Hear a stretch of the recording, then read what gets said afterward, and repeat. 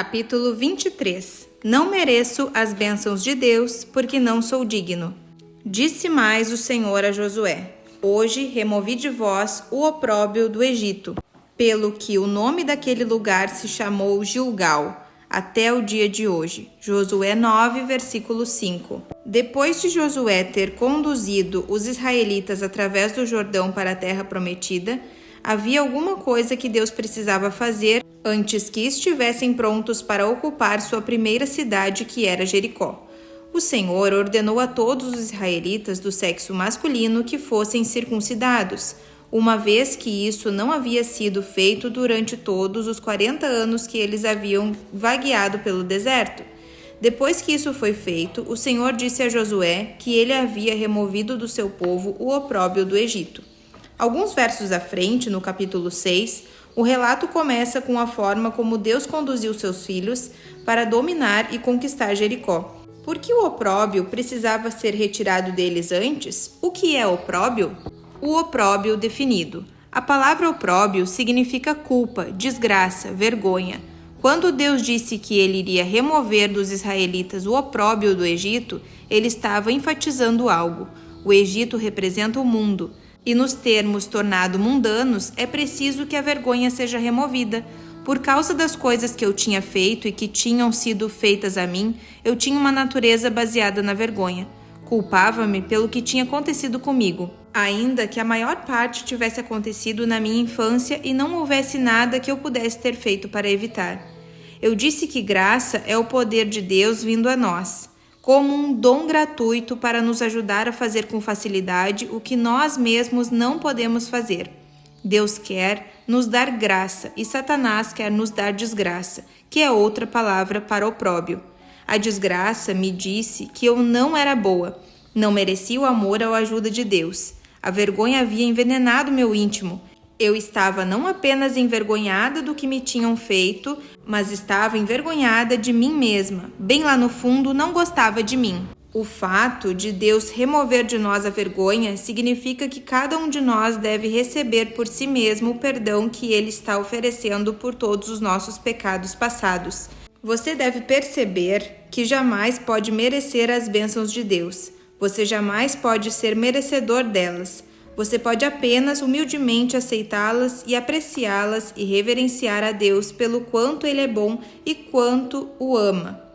Autoaversão, autorrejeição, recusa em aceitar o perdão de Deus, perdoando-se a si próprio, incompreensão da justificação por meio do sangue de Jesus e todos os problemas semelhantes o manterão vagueando pelo deserto. Sua mente deve ser renovada no que diz respeito ao posicionamento correto diante de Deus por intermédio de Jesus e não de nossas próprias obras. Estou convencida, depois de muitos anos de ministério, que 85% dos nossos problemas originam-se da maneira como nos sentimos a respeito de nós mesmos. Qualquer pessoa que você sabe que está andando em vitória, está também andando em retidão. Sei que não mereço as bênçãos de Deus, mas as recebo assim mesmo, porque sou uma co-herdeira com Cristo. Romanos 8,17. Ele as ganhou e as recebo colocando minha fé nele. Herdeira ou operária? De sorte que já não és escravo, porém filho, e sendo filho, também herdeiro por Deus. Gálatas 4, versículo 7. Você é um filho ou um escravo? Um herdeiro ou um servo? Um herdeiro é alguém que recebe alguma coisa não por mérito, como quando uma propriedade é passada de uma pessoa para outra por meio de um testamento. Um servo ou operário, no sentido bíblico, é alguém que está cansado de tentar seguir a lei. O termo denota trabalho penoso e problemas. Vagueei pelo deserto por anos como uma operária tentando ser suficientemente boa para merecer o que Deus queria me dar, gratuitamente pela sua graça. Eu tinha uma mentalidade errada. Primeiro pensava que tudo precisava ser ganho pelo trabalho e merecimento. Ninguém faz nada para você em troca de nada. Ensinaram-me esse princípio por anos. Por vezes seguidas, tinha ouvido essa frase enquanto crescia. Diziam-me que qualquer pessoa que agisse como se quisesse fazer algo para mim estava mentindo e se aproveitaria de mim no final. A experiência com o mundo nos ensina que devemos merecer tudo o que conseguimos. Se queremos amigos, dizem-nos, devemos mantê-los felizes o tempo todo, ou eles nos rejeitarão. Se queremos uma promoção no nosso emprego, todos dizem, devemos conhecer as pessoas certas, tratá-las de certa maneira e talvez um dia consigamos uma chance de ir adiante. Quando, afinal, terminamos com o mundo, o opróbrio dele pesa sobre nós e precisa ser definitivamente removido. Como você se vê? Também vimos ali gigantes, e éramos, aos nossos próprios olhos, como gafanhotos, e assim também o éramos aos seus olhos. Números 13, versículo 33.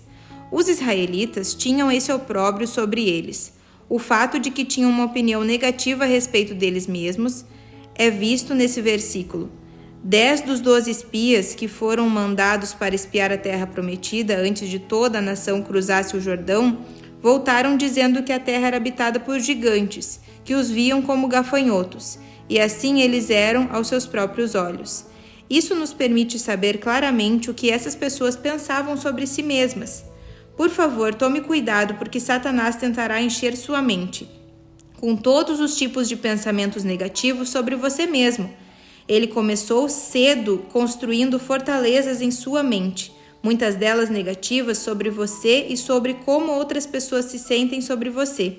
Ele sempre arranja umas poucas situações nas quais você experimenta rejeição, então ele pode trazer a dor dela de volta à sua lembrança durante um tempo em que você está tentando fazer algum progresso. O medo do fracasso e da rejeição mantém muitas pessoas no deserto. Os muitos anos sendo escravos no Egito e vivendo sob maus tratos extremos haviam deixado a vergonha sobre os israelitas. É interessante notar que quase ninguém da geração que inicialmente saiu com Moisés entrou na terra prometida. Seus filhos é que entraram. Apesar disso, Deus lhes disse que ele precisava tirar o opróbrio deles. A maioria deles havia nascido no deserto, depois que seus pais deixaram o Egito. Como poderiam eles ter o opróbrio do Egito sobre eles, quando nem mesmo viveram lá? Coisas que estavam sobre seus pais podem ser passadas a você. Atitudes, pensamentos e padrões de comportamento podem ser herdados. Uma mentalidade errada que seus pais tiveram pode se tornar sua mentalidade. A maneira como você pensa sobre determinado assunto pode lhe ser transmitida e você nem mesmo sabe por que pensa dessa forma. Um pai que tem uma autoestima pobre, uma atitude de inutilidade e uma mentalidade do tipo não mereço as bênçãos de Deus, pode definitivamente transmitir essa mentalidade a seus filhos. Embora tenha falado sobre isso nesse livro, como é uma área tão importante, deixe-me mencionar outra vez que você precisa estar consciente do que se passa em sua mente em relação a si próprio. Deus está desejoso de lhe dar misericórdia pelas suas falhas, se você estiver desejoso de recebê-la.